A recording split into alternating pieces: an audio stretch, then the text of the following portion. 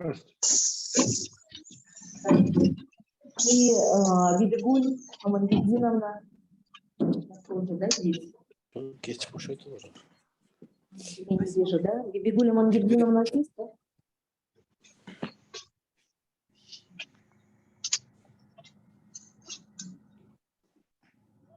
Ну, я тогда вкратце представлю. Да. Дело в том, что у нас большое спасибо, Дмитрий, большое спасибо Бибигуль Мамангельдиновна, если я здесь немножко не вижу. Дело в том, что у нас в прошлом году президент наш выступил с посланием и сказал, что, среди прочего, сказал, что необходимо внедрять ваучерную систему финансирования в образовании для повышения эффективности. Ну, тоже у нас насколько мы знаем, что хорошо работает система ваучерного финансирования. И вот в Казахстане несколько лет назад заработала система подушевого нормативного финансирования. Но она не называется ваучерной. Как мы понимаем, мы с Бибигулей Мангельдиновной проводили тоже вебинар. И это такой как бы переходный этап к ваучерной системе. Но самое главное, в обеих странах используется принцип деньги, бюджетные деньги следуют за учащимся. И вот мы бы очень хотели, чтобы вы поделились тоже своим опытом по Казахстану и по Грузии. И вот поэтому так, передаю слово нашему модератору. Присаживайтесь сюда за стол, коллеги. Уважаемый Дмитрий, да? Дмитрий, я представлюсь, меня зовут Азамат. Да. Меня зовут Азамат. Я являюсь начальником управления высшего среднепрофессионального и послевузовского образования. В целом здесь присутствуют сегодня руководители, вот сегодня у нас в этом кабинете присутствуют руководители разных подразделений, но которые отвечают за ту или иную ступень образования. Здесь и дошкольная, и школьная, и среднеспециальная, и начально-профессиональная. Представители начально-профессиональной тоже присутствуют. Была инициатива, эта инициатива была поддержана руководством нашего министерства. Мы благодарны за то, что вы отозвались, и нам будет приятно послушать от вас информацию, получить информацию. Нету, да? Ну тогда Дмитрий. Дмитрий, вы меня слышите? Да, я вас слышу. Все, самое главное.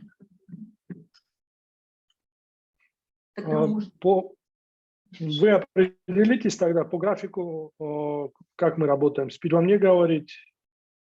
Я думаю, Бибигуль да, нету, здесь... да, пока в чате.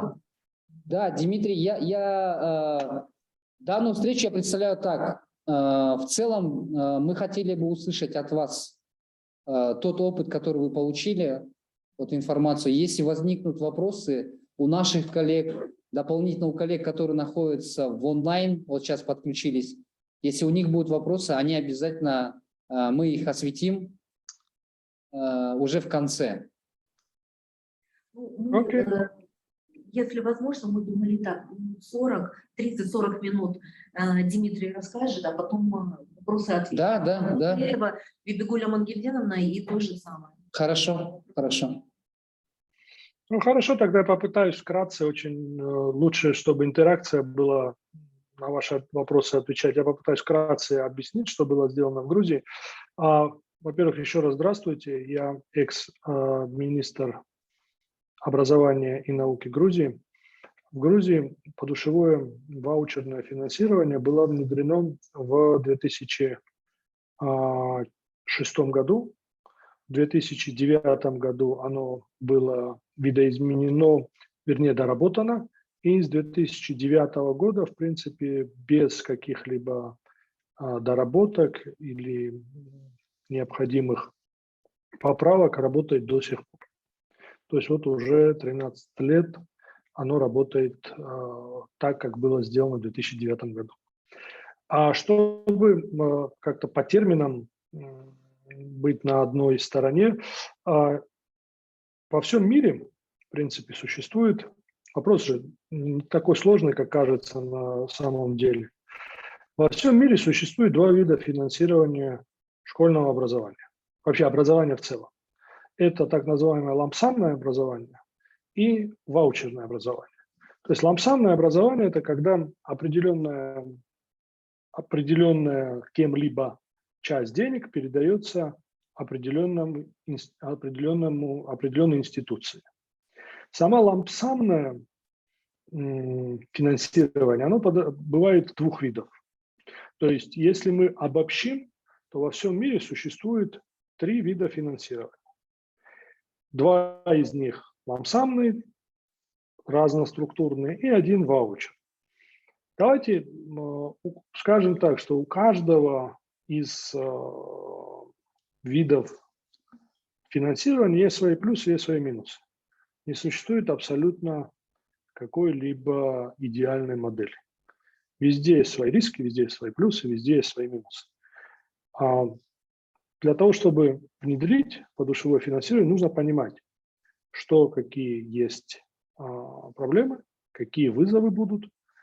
Это не так просто.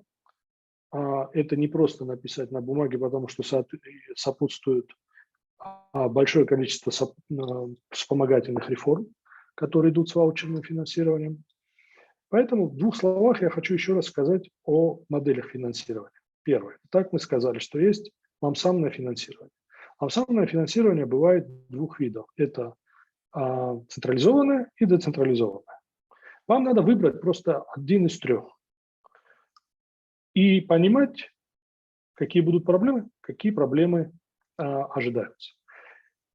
Итак, допустим, в Соединенных Штатах Америки существует так называемое децентрализированное финансирование школьного образования. Это когда штаты на своем уровне определяют, сколько какой школе выделить денег. У него есть, у этого финансирования, одно «но». Когда на уровне губернатора определяется, какой школе сколько денег дать, губернатор рассчитывает эту сумму из тех налогов, которые он получает от своих граждан, скажем так, от тех людей, которые проживают в его штате. Необходимо учитывать, что даже в такой богатой стране, как США, те штаты, которые богатые, там, или даже те графства, которые более богатые, где проживают более богатые люди, которые платят там налоги, у них школы лучше. А те штаты, где проживает более бедное население, у них школы хуже. И необходимо учитывать также то, что при финансировании, вот этим лампсамным децентрализованным финансировании, губернатор должен быть избираем прямо, потому что тогда становится кампания, школьное образование становится ключевым фактором избирательной кампании. Тогда эта система работает. Второй вид системы – это централизованное лампсамное финансирование. Это то, что мы все видели в Советском Союзе. То, что было, мы все это видели, кто жил в Советском Союзе. Это та система, когда из центра определяется, сколько денег каждой школе надо дать, определяют это чиновники, и так финансируется система. Самый главный минус этой системы – это то же самое, что сейчас у вас есть. Минус главной этой системы в том, что определяется, какой школе сколько денег дать, в зависимости от тех связей, которые существуют у директора школы или у главы региона с Министерством финансов или Министерством образования, в зависимости от того, у кого деньги. Поэтому эта система, она из всех трех систем самая плохая, потому что нет никакого элемента справедливости. Невозможно из центра определить, сколько денег надо дать той или иной школе, чтобы это все было справедливо. И существует третья система – это система подушевого финансирования. Система подушевого финансирования, при которой формулой определяется, сколько тратится денег на ученика, и школы получают ваучеры от, в Грузии, например, от Министерства образования. Вместе с этими ваучерами идет финансирование. Необходимо понимать одну вещь, что ваучерное, подушевое финансирование, оно не работает отдельно от других реформ. Вы не можете сделать подушевое финансирование, ваучерное финансирование и не провести сопутствующие реформы. Потому что главная цель, главное, скажем так, плюс ваучерного финансирования – это в первую очередь то, что школа становится реально автономной. У нас же, в наших постсоветских странах, я работал не только в постсоветских, но и в постсоциалистических странах, допустим, Албания, Венгрия, везде есть проблема децентрализации. Очень по-разному воспринимается децентрализация образования допустим, в Грузии, в Албании и в Америке, или в Канаде, или во Франции. Это создает определенные проблемы. Вы на любом уровне услышите, что система образования должна быть централизована, это будет все правильно. Да, система образования должна быть децентрализована. Но на каком уровне децентрализация проходит? Пример. В Грузии, когда мы начали эту реформу, все иностранные консультанты нам похлопали, сказали, что супер, нужна децентрализация.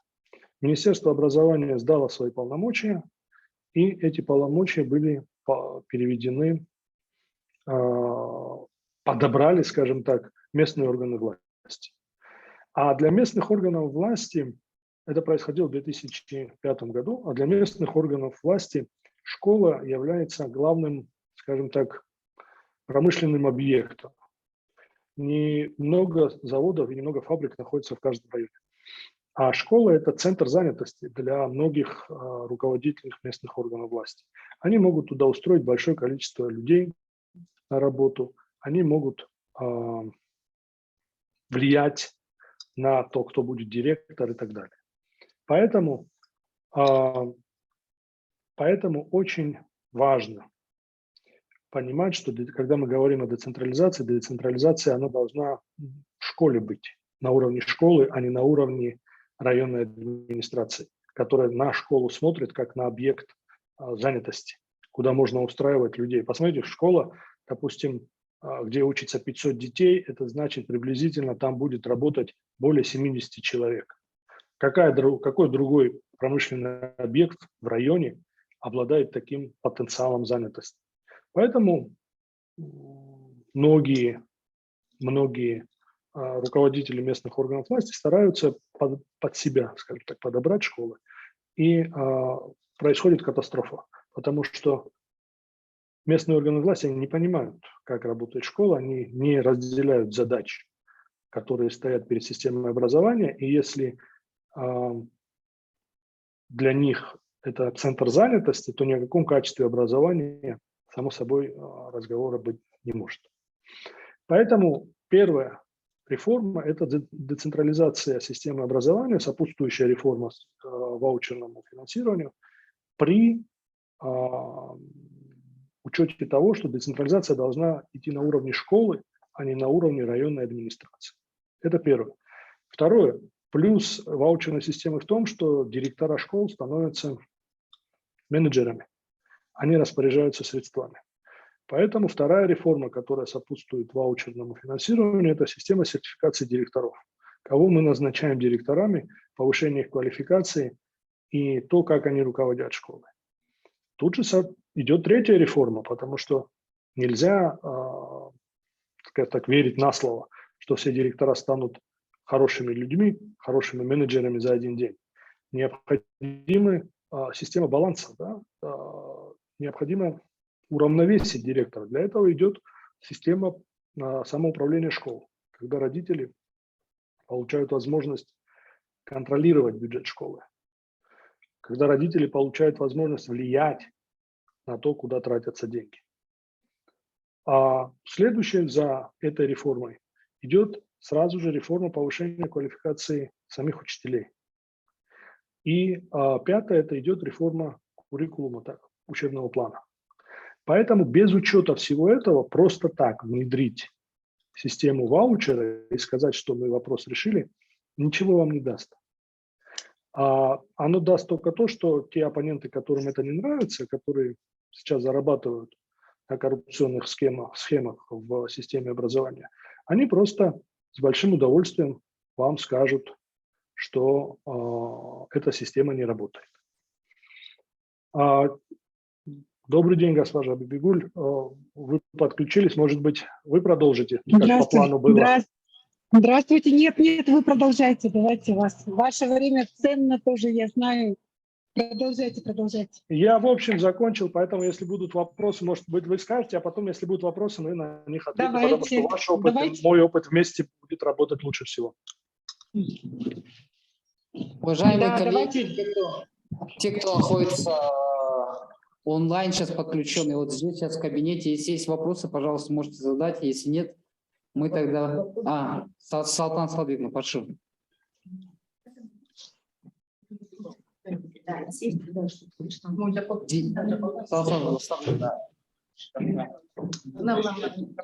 Лектор, который выступал, это...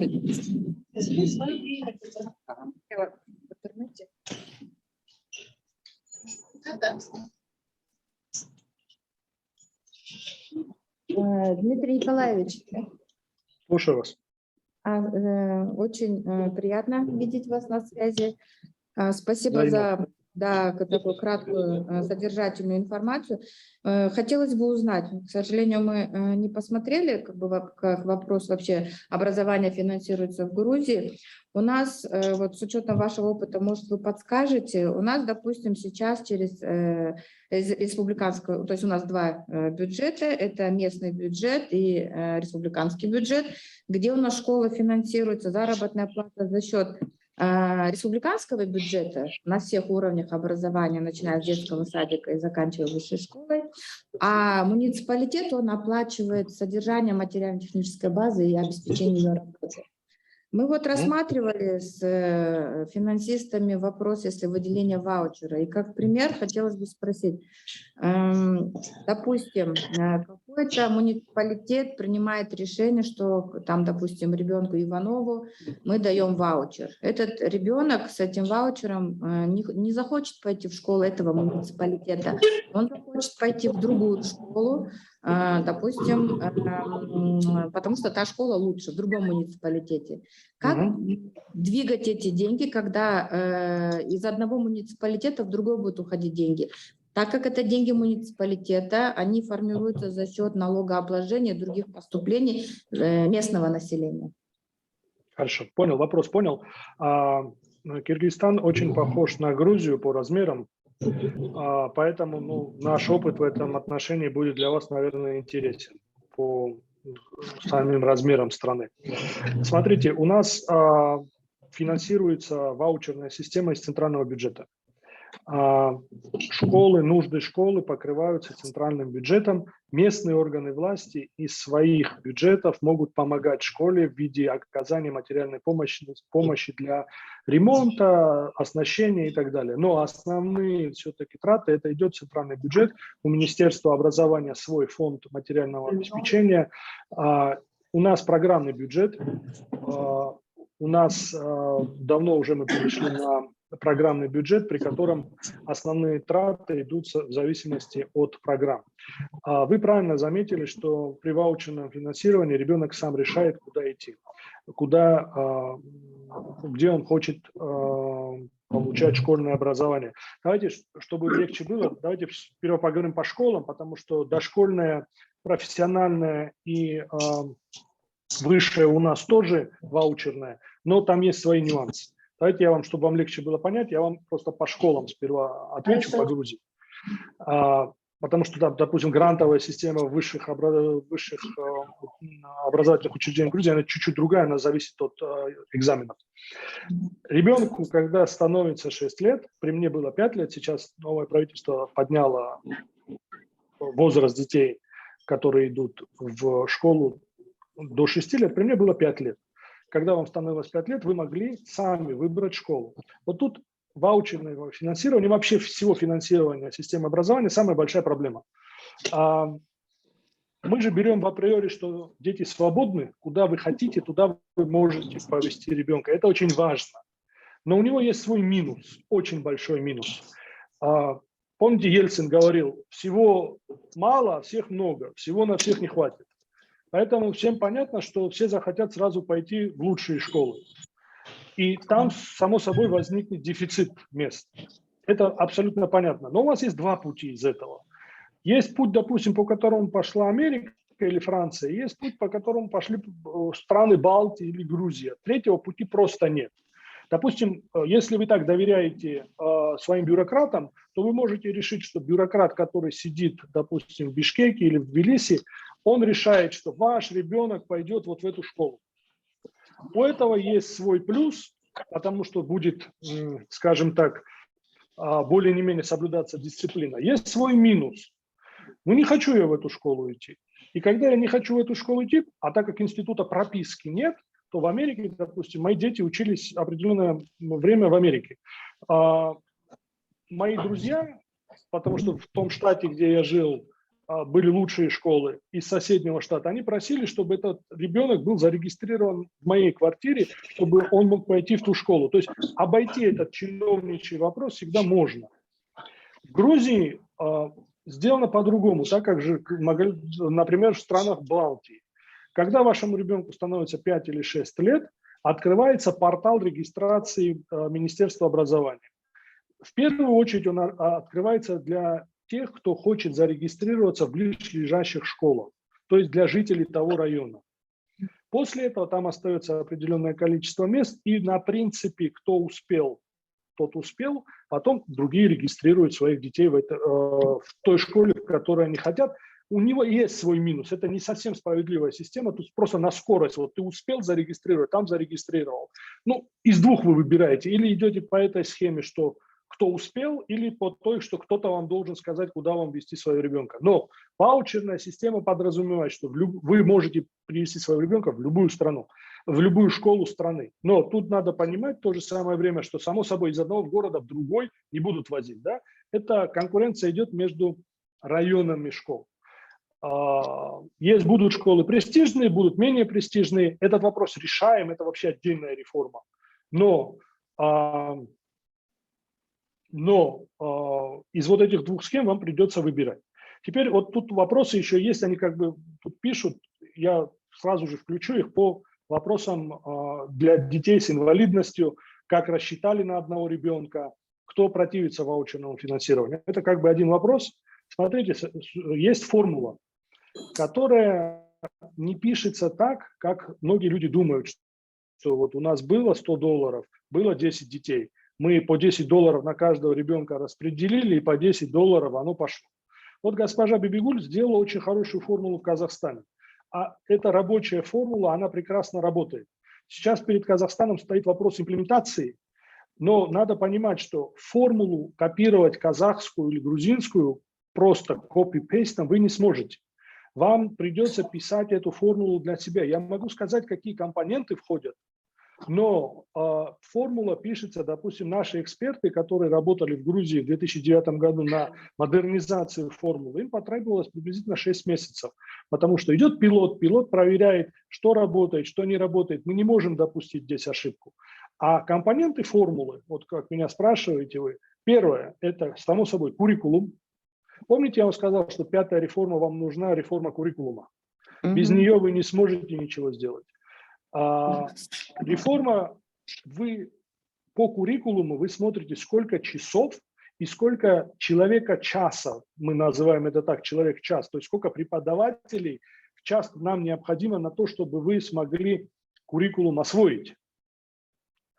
Это первый компонент. Второй компонент – это идет инклюзивное образование. Вот когда вы спрашиваете о детях с инвалидностью, в Грузии нет спецшкол, вернее, есть 2, но остальные спецшколы закрыты. Допустим, мы ушли от этого, я считаю, моя точка зрения абсолютно совпадает с европейской, что спецшколы – это плохо. Необходимо внедрять инклюзивное образование, когда дети учатся с инвалидностью, дети с особыми потребностями учатся со всеми другими детьми. Третий компонент – это административные траты. 4-й компонент – это текущие траты. 5-й компонент – это коммунальные траты. 6-й компонент – это материально-техническая база. Это основные компоненты. И количество детей. Это основные компоненты. А потом уже заходят так называемые поправочные коэффициенты. Поправочные коэффициенты в связи с тем, где находится школа, чем она отапливается, поправочный коэффициент школа в горах, в долине, в городе, в деревне и так далее. Поэтому эта формула, она сложная, ее необходимо разрабатывать где-то 6 месяцев со своими пилотами, но после того, как она разработана, после этого она работает. Но поймите правильно, $100 на 10 детей не делится по $10. В зависимости от куррикулума, в зависимости от размера школы, вам определенного ребенка, в зависимости от того, где школа находится, вам же реально образование в деревнях, селах стоит дороже, чем образование в городе. И это абсолютно нормально. Вы от этого никуда не уйдете. Чем больше школа, тем меньше вам стоит образование каждого ребенка. А чем меньше школа, тем оно дороже. Я ответил на ваш вопрос? Да. Есть еще вопросы, коллеги? Да, можно я дополню? Да, можно я дополню тоже Дмитрия? Добрый день, уважаемые коллеги. Я очень рада вас приветствовать. Извиняюсь, я в настоящее время нахожусь в Алматы в командировке и немножко что-то тут со связью. Ни планшет не могла не подключить, пришлось с телефона подключиться. И я бы хотела, во-первых, поприветствовать Дмитрия, обожаю его. Вот мы всего лишь пару раз встретились, но я такое удовольствие получила и не перестаю восхищаться теми вещами и теми реформами, которые действительно изменили систему финансирования, вообще в целом систему образования Грузии. И для этого нужны, во-первых, и смелость, нужно желание как бы, наверное, все-таки вот самое важное – это брать ответственность за те или иные реформы. От этого очень много зависит. И ни одна реформа не сможет наверное, произойти без вот таких важных показателей для руководителей такого ранга. Я Бибигуль Асылова, я была замминистром образования в течение 6 лет, но по своей специальности я финансист. И меня пригласили в Министерство науки, образования и науки в 2016 году для того, чтобы я провела именно реформу подушевого финансирования. И, конечно же, базовым показателем для вот внедрения этого подушевого финансирования у меня то есть я смотрела в Грузии, и вот совершенно согласна с Дмитрием, у каждого своя модель и свой путь. Это достаточно правильно. Мне иногда мои ребята, финансисты из финансового центра Министерства образования, они мне говорят: Бибигуль Амангельдиевна, мы по сути все по интернету, там берем, здесь берем, наши какие-то эти проекты смотрим, анализируем, но мы по сути вот как бы не ездили и на вкус не пробовали, как это должно быть. Хотя я вот прям хочу поехать в Грузию, до сих пор хочу посмотреть, зайти в их школы и посмотреть, как это на самом деле работает, потому что мы должны друг у друга учиться. И вот если к тому вопросу, который задали Дмитрию, вот и то, что говорил до этого Дмитрий, невозможно сама реформа вот сферы там условно здравоохранения, образования, сферы без изменений в законодательстве, в налоговом законодательстве и в других сопутствующих документах. То есть здесь вопрос стоит о межбюджетных отношениях. Вот совершенно правильно, совершенно верно сказано, что это разные источники и доходной части, и расходной части бюджета, и поэтому здесь вот важно учитывать все вот эти факторы. Это зависит от вашего бюджетного законодательства. К примеру, вот как очень хорошо, что в Киргизии вот основные затраты, они связаны с фондом оплаты труда, и они финансируются за счет республиканского бюджета. То есть, в принципе, при внедрении подушевого финансирования можно все затраты, связанные с образовательным процессом, можно централизовать на уровень республики, а уже текущее содержание, там, то, что действительно зависит от муниципальных, региональных властей, то в принципе, ну и учитывая, что на балансе вот эта вся хозяйственная часть, можно и делить. То есть у каждого должна быть своя модель. И здесь даже, может быть, вам и легче, и проще будет, потому что в Казахстане все школы абсолютно финансировались за счет местных бюджетов, да, бюджетов акимов регионов, даже третьего уровня, это получается районный уровень. И нам достаточно сложно было, с учетом нашей большой территории и огромным количеством детей, да, и педагогических работников, очень сложно, как финансистам, было сложно собрать именно и с низким уровнем автоматизации процесса, сложно было собрать вот именно финансовые какие-то показатели. Но мы это сделали, и поэтому здесь вопрос в том, чтобы определить вот уровень и размер, и для того, чтобы эта система работала, деньги идут за учеником, нужно посмотреть ваше бюджетное законодательство. К примеру, у нас трансферты общего характера, они на 3 года формируются, и условный прирост контингента, он всегда фиксируется в базе расходов именно трансфертов, которые распределяются по регионам, поэтому в принципе таких вопросов, которые связаны были с недостатком денег в том или ином регионе, у нас не было. Внутри самой области мы сделали еще, пошли дальше, то есть мы в 2020 году централизовали все расходы на образование на уровень акима области. Вот я вам до этого говорила, что у нас вплоть до 4-го уровня бюджета были расходы, то есть это акимы поселков, сады финансировали, акимы районов финансировали школы и другие организации, плюс еще на областном бюджете были школы. Но мы вот после внедрения подушевого финансирования мы еще изменили саму вертикаль финансирования, то есть школы финансируются, вообще вся система образования финансируется из областного бюджета. Что касается самого подушевого финансирования, вот эту разницу, которая не додается по нормативу в каждом регионе, она финансируется за счет республиканского бюджета. Мы выравниваем эти расходы, сделали отдельную бюджетную программу, контролируем и мониторим эти расходы, и в принципе проблем в межбюджетных отношениях у нас нет.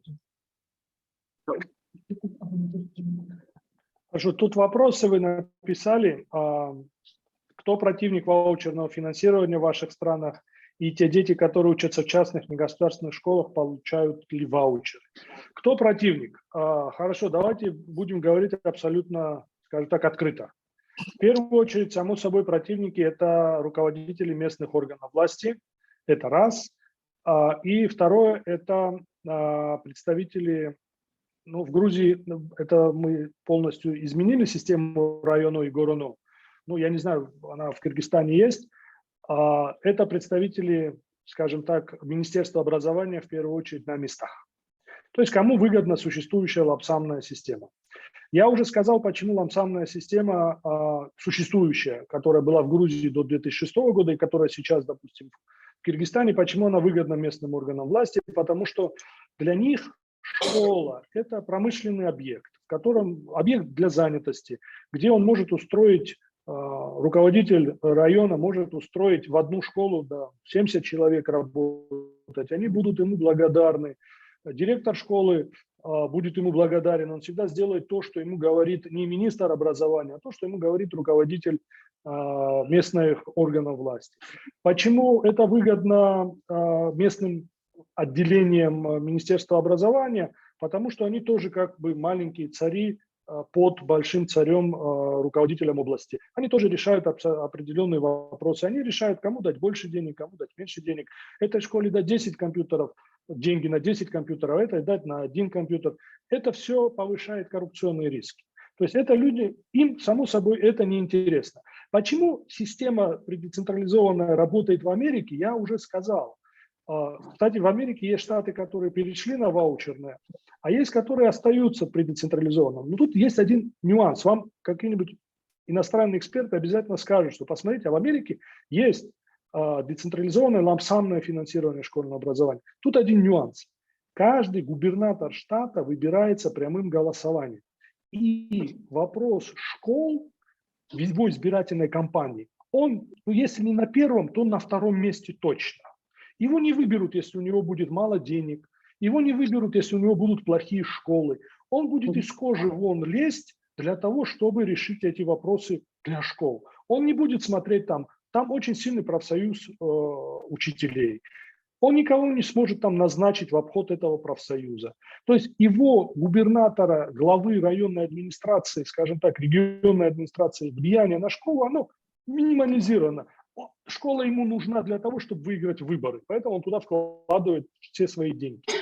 Поэтому в постсоветских странах, где такой системы нет, сдержек и противовесов, это не работает и возникают коррупционные риски. Что касается детей в частных школах, вот тут очень важный вопрос.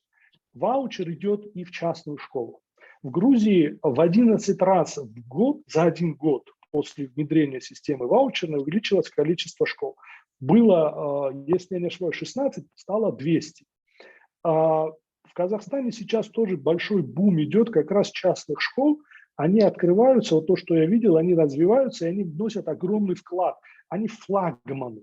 Я считаю, что частные школы, есть люди, которые не любят частные школы. Я считаю наоборот, частная школа – это флагман. Она как бы локомотив всей реформы. И государство, когда говорит, что ребенок в частную школу получает также от меня финансирование, да, допустим, мой ваучер будет $300, а обучение там будет стоить $1000. Но почему эти школы открываются? Вообще школьный бизнес как таковой, он прибыльный, но у него есть один маленький риск. Не риск, а, скажем так, проблема. Он прибыльный после того, как определенное количество детей зайдет в школу. Но они же сразу не могут все открыть, укомплектовать. Школа набирает, допустим, в Грузии частная школа набирает учеников, выходит на, скажем, свой средний уровень наполняемости в течение 4 лет. Государство со своей стороны, когда тебе дает эти деньги на ваучер, оно говорит, что смотри, это твоя гарантия, что ты коммунальные текущие расходы заплатишь. Да, эти дети будут платить, допустим, $700 сверху, но они будут получать хорошее образование там. И это, опять же, это и для бизнеса хорошо, и для родителей хорошо, которые меньше платят. Да. Можно, задать вопрос? Спасибо большое. Да. У нас тоже как бы есть принцип записи, но мы сейчас только его внедряем, когда записываем детей в 1 класс. Вот если вы это используете при ваучерной системе, у вас получается, когда дети в школу идут, в частную образовательную организацию, у них это тоже, да, модель применяется по принципу записи? А в школе это отношения между родителями и частной школой, государство сюда вообще никак не вклинивается и никак не, это нас не касается. Это между ними. Когда он принес документ и сказал, что он идет в, допустим, школу X частную, Министерство образования пересылает эти деньги в частную школу X. Тут же вот госпожа Бибигуль очень хорошо заметила, что невозможно провести эту реформу в отрыве от всего другого. Посмотрите, у нас, я вам сказал, в 2009 году у нас был пересмотр формулы. Мы 3 года работали, и после этого перераспределили формулу, переделали ее чуть-чуть. Была какая проблема?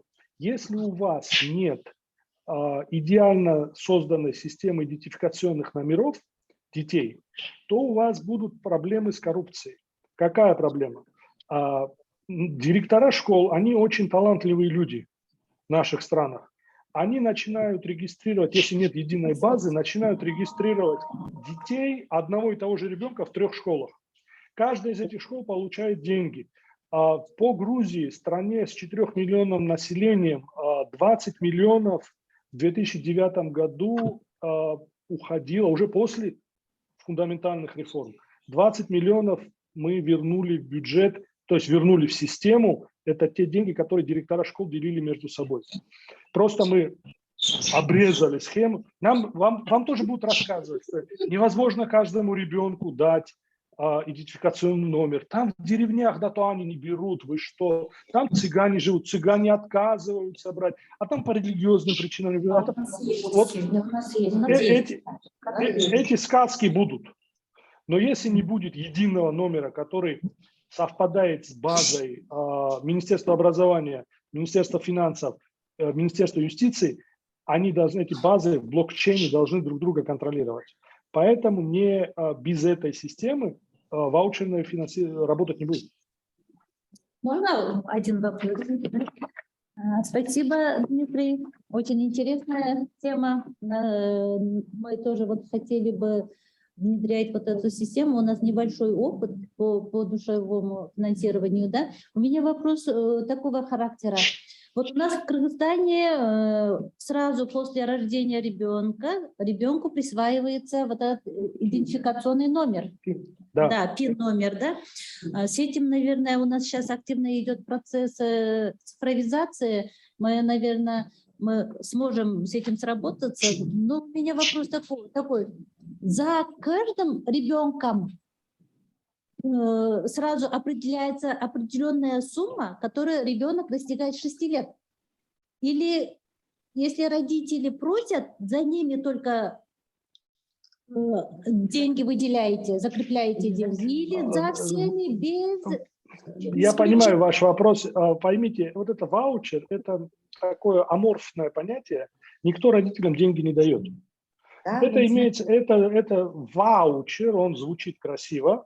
Это просто единица измерения, по которой Министерство образования пересылает деньги в школу. Родители никакого отношения, они не могут эти деньги не тронуть, ничего. Это просто эти деньги, они пересылаются в ту институцию, в которой ваш ребенок будет учиться. Он никакого отношения к родителям не имеет. Что касается, вот вы сказали, у всех есть в Кыргызстане свой идентификационный номер. Нам тоже это говорили в Грузии, что у всех есть. А оказалось, что 50 тысяч детей не имеет. А вот как только вы начнете эту программу делать, вот поверьте мне, придут школьные директора и скажут, ну, не могут там в деревне, как он не может взять идентификационный номер, что вы и так далее. Это все идентификационные номеры имеют, которые рожают в обычных роддомах. Большое количество в постсоветских странах женщин рожает на дому, в деревнях, в удаленных. Там никакого учета не ведется. И потом, если этот ребенок не пришел, не взял, потом вам придут и скажут, что, знаете, ребенок вот есть, а его родители, а для того, чтобы получить идентификационный номер, если у него нет, они в России, приехать они не могут, и он не может взять этот идентификационный номер. У меня вопрос по ваучеру имел такой характер. Например, вот ребенок достиг 6-летнего возраста, где без исключения за всеми детьми выделяется ваучер. Да, я правильно понимаю? Так, куда пойдет ребенок, в ту школу переводятся деньги от бюджета. Теперь у вас есть в практике такой момент? Родители отказываются, допустим, в помощь государству. Платежеспособные родители могут отказываться. Была у вас такая практика? У нас была одна школа, и сейчас она есть, которая отказалась от получения ваучеров. Из 2400 школ это одна школа, которая сказала, что она ваучер не хочет. Если школа сможет, да? Можно я Хотелось бы узнать, когда вы начали это внедрять, вы в первую очередь провели пилот, да? Нет, мы в 2006 году, понимаете, в 2003 году произошла революция роз. В Грузии был, скажем так, медовый месяц правительства, который длился до 2006 года, поэтому первое внедрение ваучера пошло вообще без пилота, что было с нашей стороны ошибка, поэтому в 2009 году нам пришлось переделывать формулу. Поэтому я вам говорю, что вам лучше проводить пилот всегда и после этого внедрять. Потому что Грузия, она была на таком тренде после революции роз, что у нас был кредит, скажем так, доверия населения, мы могли допускать ошибки. Хорошо. И когда вы как бы запустили, вы сделали, вот, допустим, у нас, ну, количество школ с вашими совпадает, у нас, ну, сейчас 1 400 000 учащихся. Получается, вы на каждых поделили, или вы как-то по уровням или по возрасту это Вот начинали? Да, как допустим, я вам которые в сказал. 1 класс пошли, и потом за ними, да, начали, нет? Нет, внедрились все сразу, все дети получили ваучеры, все сразу в один день школы перешли от лампсамного финансирования, в один день перешли к финансированию ваучерному. В один день это все произошло, были разработаны формула ваучерного финансирования, как я вам сказал, уже в зависимости от куррикулума, в зависимости от количества детей, нахождения школы, материально-технической базы и так далее и тому подобное. Вот эти все компоненты плюс поправочные коэффициенты.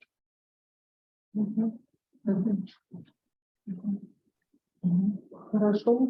А можно задать вопрос вот по поводу поправочных коэффициентов? Примерно какие они?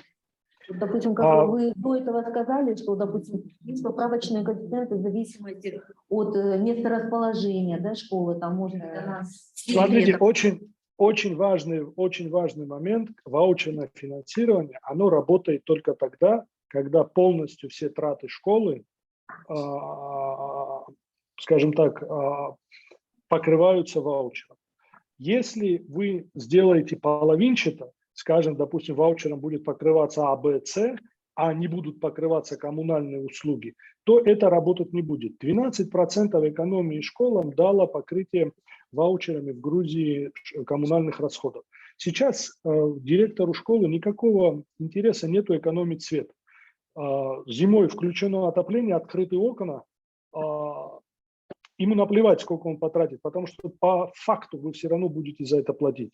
То же самое происходит и, допустим, со светом. Лампочки горят, никому не интересно, сколько тратится. 12% была разница в коммунальных по Грузии, это огромные деньги.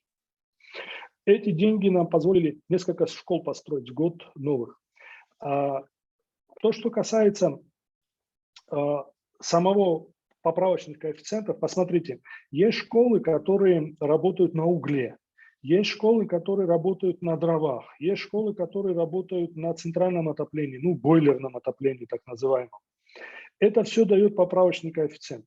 Есть школы поправочного коэффициента, которые находятся в горах, и у них необходим транспорт для обеспечения привоза детей. Это тоже поправочный коэффициент. Есть школы, которые работают в очень сложных условиях, природных условиях. Это тоже поправочный коэффициент. Поэтому я, когда вам говорил в самом начале, я сказал, что разработка формулы, она потребует приблизительно 6 месяцев. И она потребует участия, в первую очередь, финансистов. Почему Казахстан смог разработать формулу? Потому что вот госпожа Бибигуль ее писала, потому что она финансист, она понимала, как работает система с финансовой точки зрения и как работает система внутри системы образования. Поэтому просто взять $100, поделить по $10 на 10 учеников, это не сработает. Дмитрий, вот еще такой вопрос. То, что ваучеры получают частные школы, это частные школы дополнительно чем-нибудь обязывает? Одно обязывает следовать единому национальному плану, что я пытался как можно больше все равно смягчить. Я считаю, что чем больше у них будет автономии, тем лучше. Да, контроль государства нужен, чтобы какие-то ненормальные, там начали какие-то абсолютно оторванные от реальности программы. Но чем больше вы дадите свободы частным школам, тем лучше. Мы вообще в Грузии ввели такое понятие, при мне, я был его инициатор, аккредитация и авторизация. То есть государство давало, авторизация значила в системе образования право на работу. Вы можете работать, для этого вам необходимо получить авторизацию. Там требования маленькие. Но если вы хотите получить государственные деньги, это уже аккредитация. Там государство предъявляет намного более такие тяжелые требования. Даже, по-моему, государство на определенном проценте недофинансирует систему образования. Потом у вас ваучеры работают и для дошкольного образования, для детских садов, для колледжев, училищ, там, вот среднее образование тоже работает? Ваучеры работают в высшем образовании, они называются грантами. В зависимости от того, как ребенок сдает экзамены, государство ему дает 100, 70, 50 или 30% грант.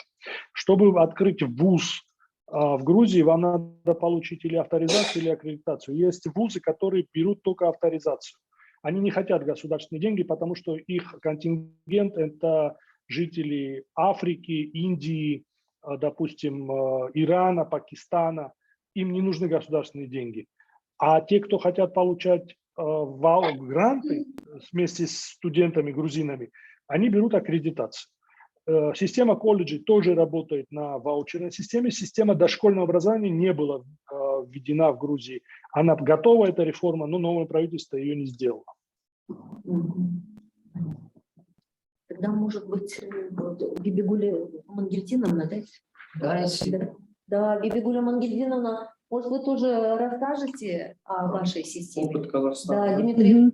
Большое спасибо. Я говорю, я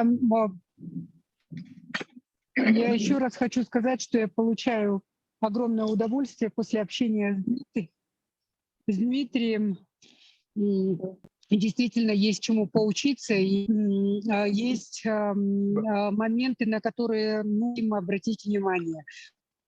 По частным школам в Казахстане, как отметил Дмитрий, школ, если было порядка 120 в течение всей периода независимости, у нас уже свыше 500 школ за последние 3 года именно подушевое финансирование изменило подходы к вот именно повлияло на процесс развития частных школ, и инвестиции в сферу образования, они намного увеличиваются с каждым годом.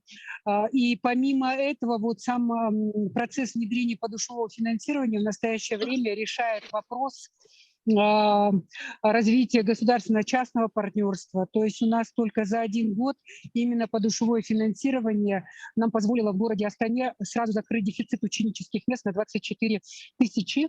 Вот учеников были построены школы за 1,5 года. Это большие школы Бином, BI Group компания, один из строительных магнатов. И они в настоящее время, вот помимо подушевого финансирования, они еще плюс в течение 5 лет в рамках контракта ГЧП, государственно-частного партнерства, мы им возмещаем инвестиционные затраты. И сейчас вот в рамках поручения главы государства по развитию сети комфортных школ, то есть выделяется помимо бюджетного финансирования, которое предусматривает целевое строительство, также именно мы делаем акцент на развитие сети частных школ и развитие сети частных школ и развитие государственно-частного партнерства. Что касается вообще тех денег, которые идут в частные школы. Да, вначале было недопонимание со стороны проверяющих органов, прокуратуры и так далее. Каким-то образом пытались влиять на эти вещи. Но в первую очередь, вот я как финансист, допустим, убеждала наших коллег из Генеральной прокуратуры, что это конституционное право детей на получение среднего общего образования. И почему ребенок, который ходит в частную школу, он не должен получать финансирование за счет бюджета? Почему за ним не должны идти деньги? Почему, чем он хуже того ребенка, который ходит в обычную школу? Поэтому вот именно принцип подушевого финансирования, он в первую очередь дают равенство для всех участников процесса, и в первую очередь это дети. И здесь я бы в первую очередь хотела бы сказать, что само по себе подушевое финансирование, оно и подразумевало именно распределить те гарантии, которые предусмотрены Конституцией в равном количестве и в равном объеме. Мы еще, вот в отличие от Грузии, мы еще не перешли на частные школы, на сельские школы в подушевом финансировании, но этот процесс уже в работе. И вообще хочу сказать, что процесс внедрения подушевого финансирования, реализации – это не просто взял, сделал и пошел. Он постоянно требует изменений каких-то, то есть мы не стоим на месте, усовершенствуемся. Вот буквально я сегодня с Халыкбанком встречалась, и у меня такой проект родился по начислению заработной платы напрямую, там, условно, через органы казначейства, чтобы сразу, минуя там тех же самых бухгалтерий и так далее, то есть заработная плата падала на счета педагогов. То есть очень много разных модулей и разных комбинаций позволяет решить именно подушевое финансирование. Кроме того, один вот из проектов в рамках подушевого финансирования – это передача школ в доверительное управление, государственных школ. Я не умаляю достоинств наших педагогов. Я знаю, что здесь присутствует Министерство образования, да, Киргизии. Но вы понимаете, хочу вам сказать и как финансист, и как человек, который проработал в системе образования, во-первых, я считаю, что государство не совсем хорошо управляет школами. Вообще, в целом, оно не очень хороший менеджер. И нам действительно нужно научиться у бизнеса, у международных партнеров, каким образом можно эффективно и правильно управлять имуществом. Ведь это бюджетные деньги, они достаточно большие, выделяются, просто их нужно эффективно использовать, и только подушевое финансирование, оно нам поможет правильно эти вещи делать. И если вот по аналогии того же города Москвы, либо вот у нас есть большие такие корпорации образовательные, как вот тот же самый Бином управляет сейчас школами в рамках ГЧП-контракта, то есть те же самые инновации лицеи, то есть очень много сейчас таких различных.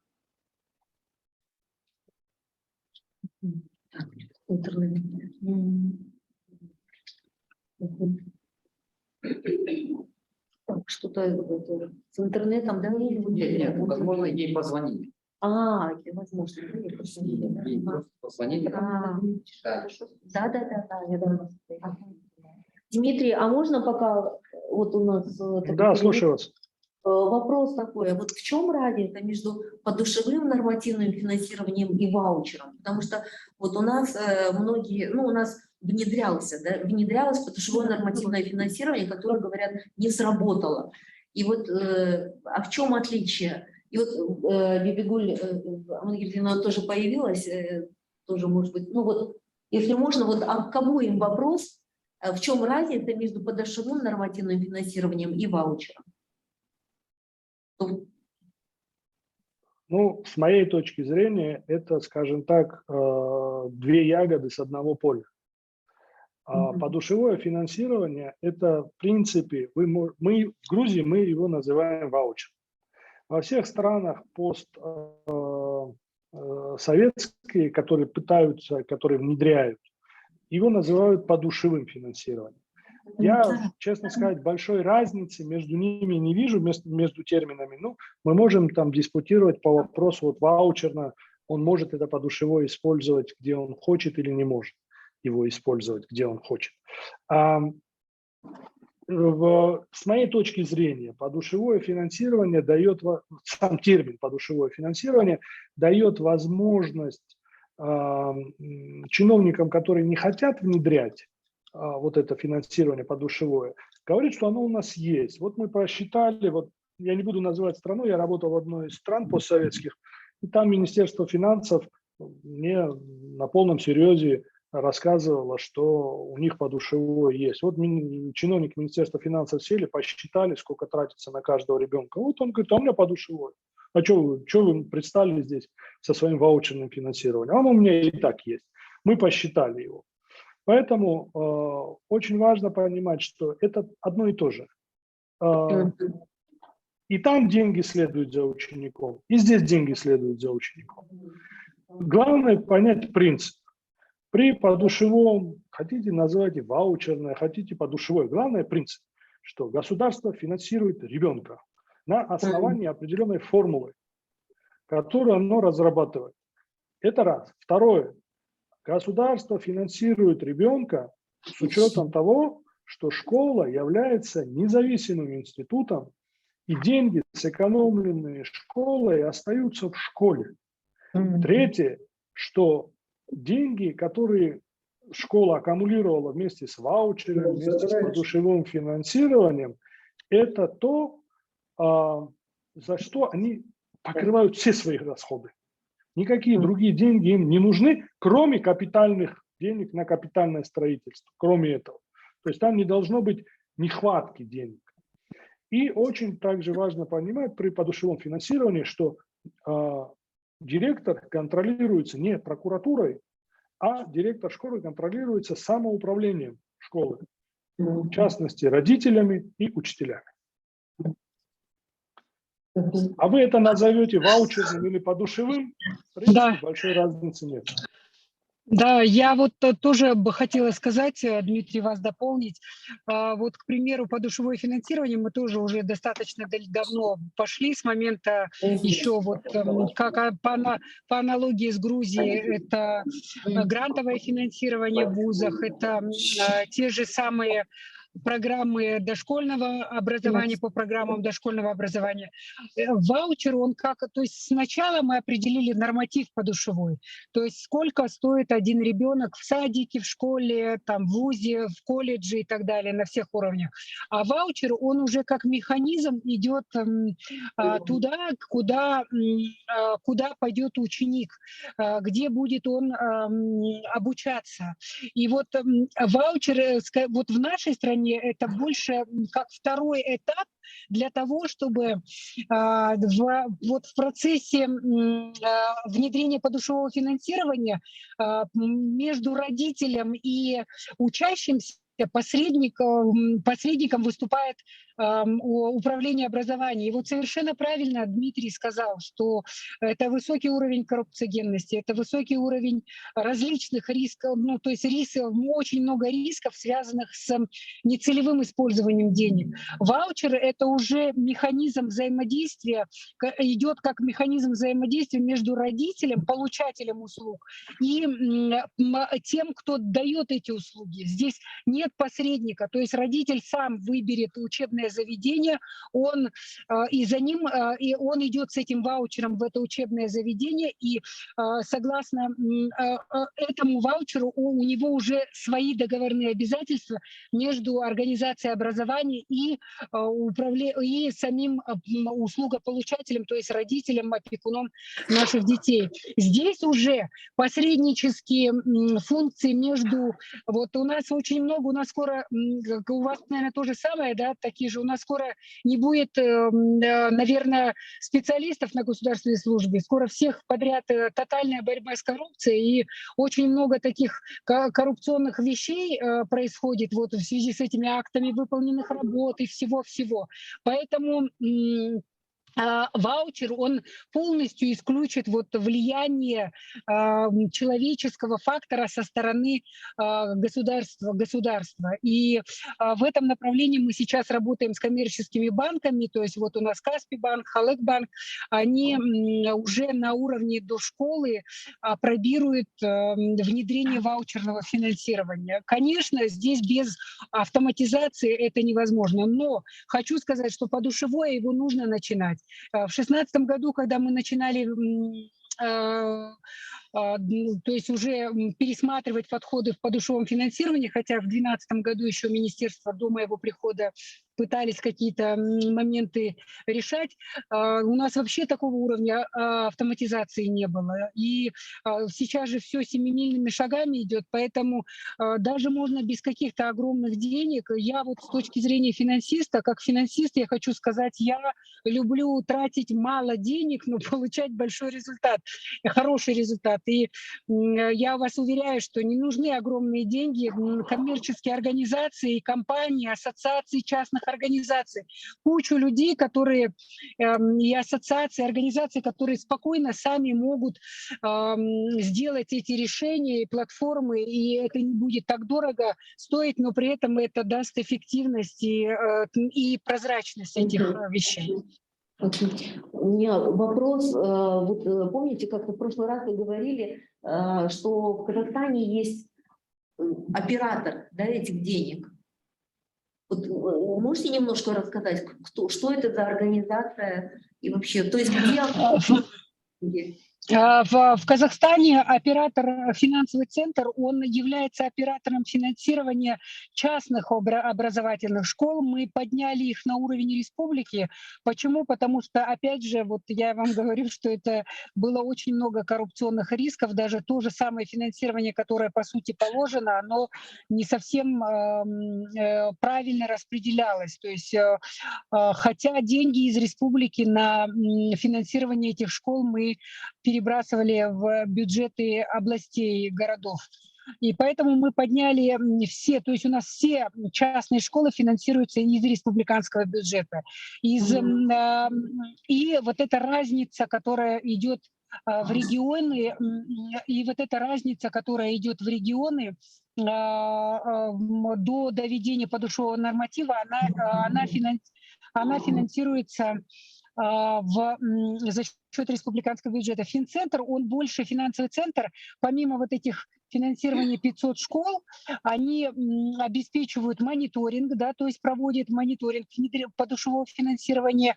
Второе, они являются методологическим центром, то есть они постоянно работают над совершенствованием и улучшением методики, пересчеты, расчеты и все такое, то есть они больше как методологический центр.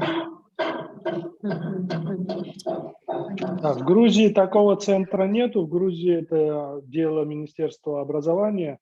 Но необходимо учесть также то, что в Грузии с 2009 года, вот когда мы провели вторую реформу подушевого, мы перечисляем деньги школам за 3-4 месяца вперед, что позволяет директорам школ за 3-4 месяца. То есть не каждый месяц они получают деньги, а за квартал получают деньги для того, чтобы они легче планировали свои расходы. Потому что, допустим, школа в марте тратит больше денег, чем в мае. Это абсолютно понятно, потому что там отопление, большие расходы. И школа тратит намного меньше денег в июле, чем тратит, допустим, в ноябре. Поэтому, когда вы даете за квартал деньги, то они намного легче планируют. Дмитрий, здравствуйте. А какие... Я хотел вопрос вам сформулировать. Вот когда вы ввели в Грузии ваучерную систему финансирования образования, вы сталкивались ли с изменением законодательства в Грузии? Иногда бывают такие противоположные эти моменты. Как вы решили эти моменты? Да, ну это хороший очень вопрос, потому что вам необходимо, я сказал, те 5 реформ, которые я перечислил, это чисто реформы в системе образования. Кроме этого, вам необходимо изменение законодательства на уровне Министерства юстиции. Каждая школа в Грузии владеет юридическим статусом, который, если перевести, называется это частный субъект публичного права. То есть в Грузии основателем школы является Министерство образования, но сама школа, ее юридический статус – это частное лицо публичного права. Поэтому они обладают всей той необходимой юридической базой, этот статус, который позволяет им вести коммерческую деятельность, организовывать платные курсы, сдавать в аренду помещения, иметь свой счет, с которого никто не заберет деньги и так далее. Но у нас, Дмитрий, извините, пожалуйста, когда у нас деньги зарабатывает школа, когда проверка приезжает в прокуратуру, они начинают это незаконно... Это наше законодательство. Смотрите, я понимаю, что у вас вопрос. Я вам сказал, помните, в самом начале, я вообще вот по всем странам, где я работаю, да, я всегда говорю, что во всех постсоциалистических странах есть 3 проблемы. 3 проблемы есть, всего 3. Это система менеджмента и финансирования. Это система, 2-я проблема – это квалификация педагогов, и 3-я проблема – это контент. Вот это 3 основные проблемы. В Грузии мое министерство обладало настолько сильной генеральной инспекцией, что в школы прокуратура в Грузии не заходила никогда. Я отвечал как министр своей генинспекции. У каждого представителя генинспекции был свой жетон, как у шерифов в Америке, допустим. И он отвечал, представитель генинспекции отвечал за контроль всех 2600 школ. В каждом районе был представитель. Я вам сказал, мы району и горону поменяли. У меня в району, вот РОНО, которое вы называете, районное отделение образования, у меня сидел представитель генинспекции 2 человека, у меня сидел специалист-методист и айтишник. То есть это люди, которые помогали и контролировали, помогали и контролировали. Мне чиновники там не нужны были. Поэтому у меня прокуратура не заходила в школы. Спасибо, Дмитрий. Вот такой вопрос. Вообще, после внедрения ваучерной системы образования, уровень образования в Грузии вырос или упал? И вообще, Вырос. основная роль ваучера в чем? В Грузии вошла, значит, по ПИЗе, давайте скажем так, система образования в постсоветских странах всегда проблематична. Ну, Финляндия финны шли 30 лет к тому результату, куда они сейчас пришли. Но Грузия, Аргентина и Катар показали лучшие результаты в прогрессе. Это официально был в ПИЗе, в ее рапорте, что Грузия, Аргентина и Катар, а Аргентина и Катар обладают огромными финансовыми возможностями, в отличие от нас, показали лучший рывок. Что дает в первую очередь система ваучерная подушевая? В первую очередь это уменьшение коррупционных рисков. Раз. Второе – это справедливость распределения средств. И третье – это там, где вы подготовите нормальных директоров, там, само собой, сразу вы получите скачок системы образования. Сразу же. Потому что, допустим, в Грузии директор школы не должен быть педагогом по образованию.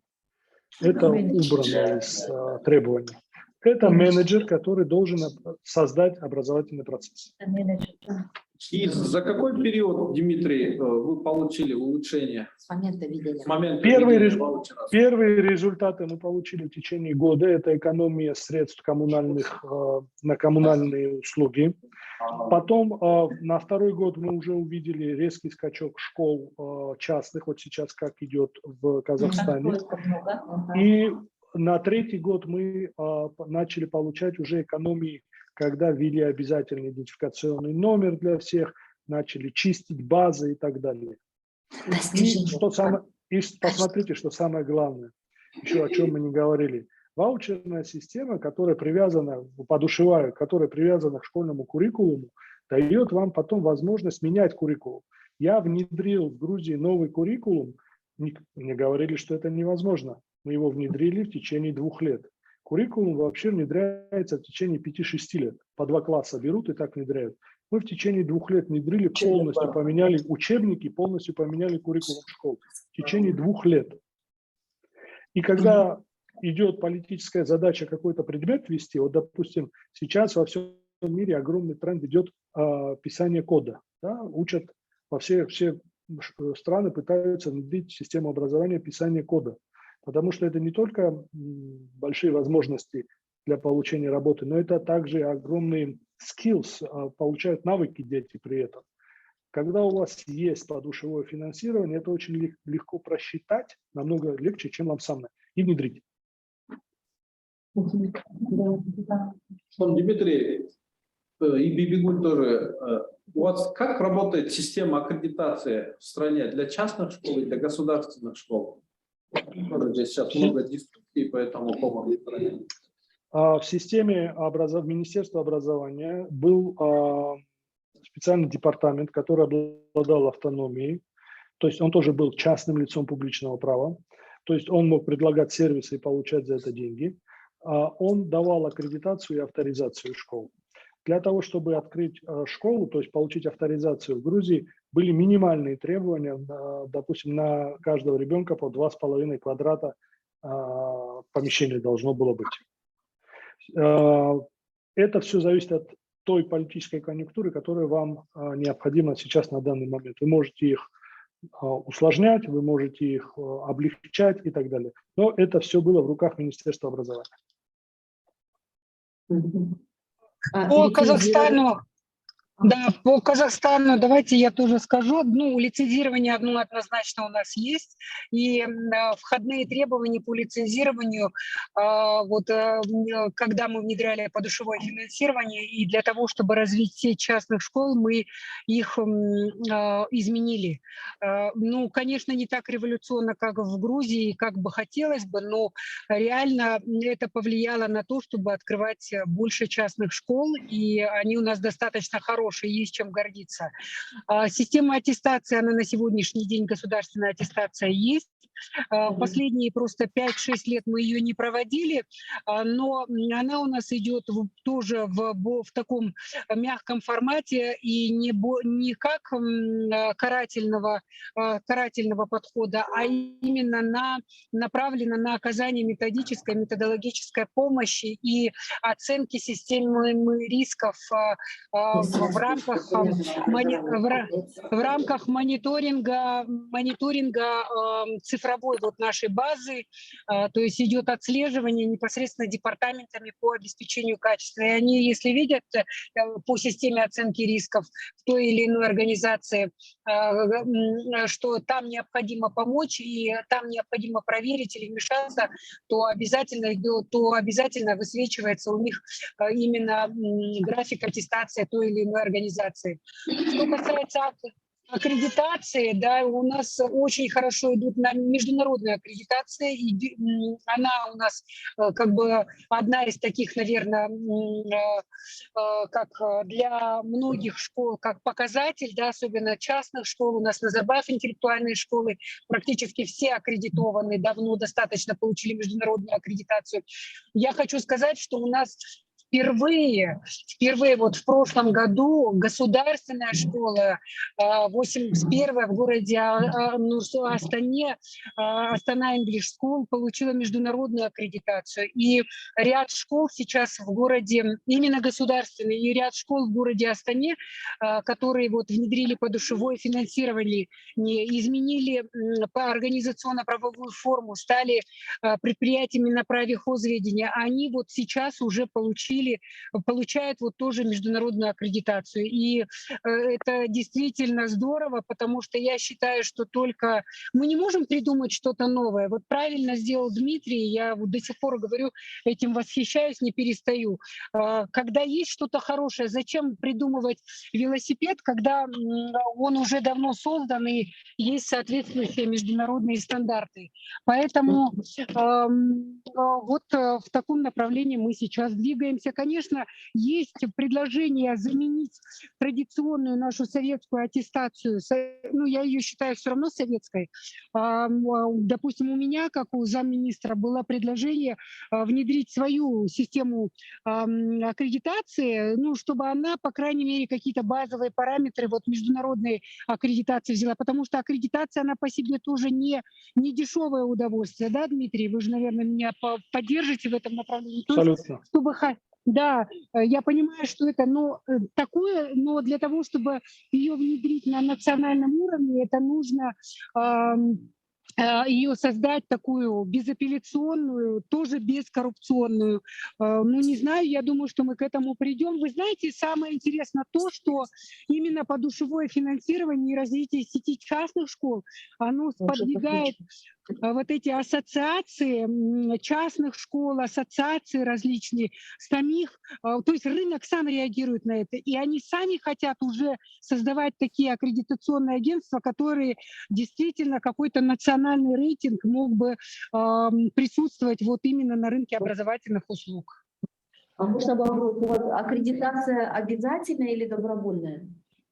Международная у нас международная аккредитация, она добровольная, а аттестация, она обязательная по закону об образовании. Вот как традиционно раз в 4 года.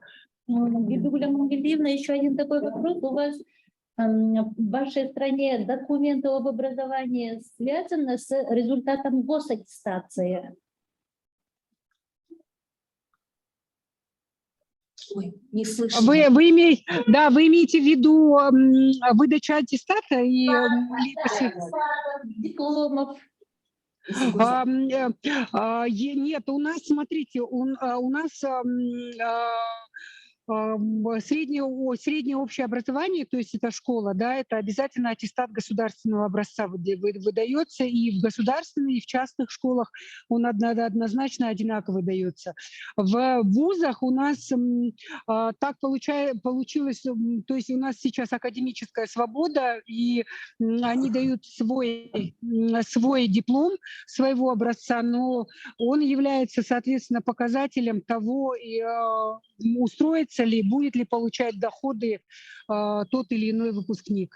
Это вот система в вузах по дипломам собственного образца, она работает вот впервые, по-моему, уже второй год, кажется. Второй год она начала работать, до этого были гособразца. Что касается школ, то обязательно государственные.